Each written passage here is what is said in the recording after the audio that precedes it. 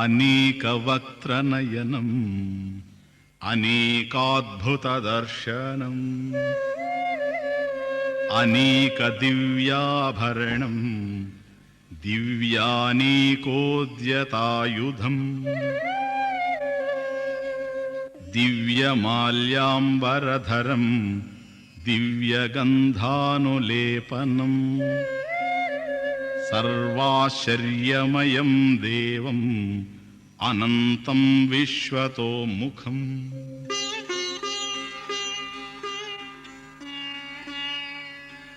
దివ్యాయుధములు గలదియు